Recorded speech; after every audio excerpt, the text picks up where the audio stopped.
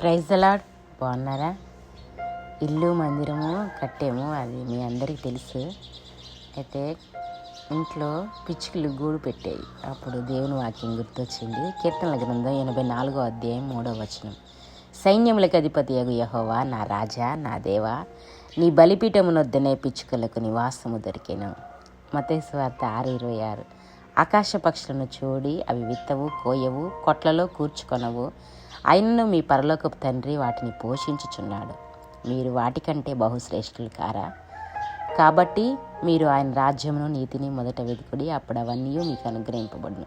ఈ వాక్యం ద్వారానే పాస్టర్ గారు ప్రభు చేత దర్శింపబడి పరిచయలోనికి వచ్చారు.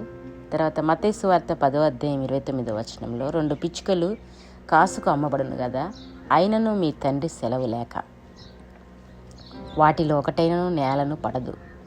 మీ తల వెంట్రుకలన్నీ లెక్కింపబడి ఉన్నవి గనుక మీరు భయపడకుడి. మీరు అనేకమైన పిచ్చుకల కంటే శ్రేష్ఠులు.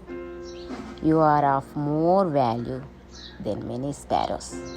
లూకా సువార్త 12వ అధ్యాయం 6వ వచనం 7వ వచనం. 5 పిచ్చుకలు 2 కాసులకు అమ్మబడును కదా, అయినను వాటిలో ఒకటైనను దేవుని ఎదుట మరవబడదు. మీ తల వెంట్రుకలన్నీ లెక్కింపబడి ఉన్నవి, భయపడకుడి. మీరు అనేకమైన పిచ్చుకల కంటే శ్రేష్ఠులు కారా? చాలా విషయంలో మనం బాధపడతాం.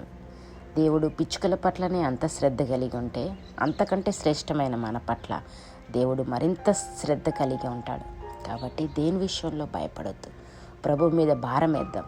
పరిస్థితులన్నీ ప్రభు చక్కబెట్టగలడు. మా తల వెంట్రుకలన్నీ లెక్కించిన దేవుడు మన పరిస్థితులన్నీ కూడా చక్కబెట్టగలిగిన సమర్థుడు.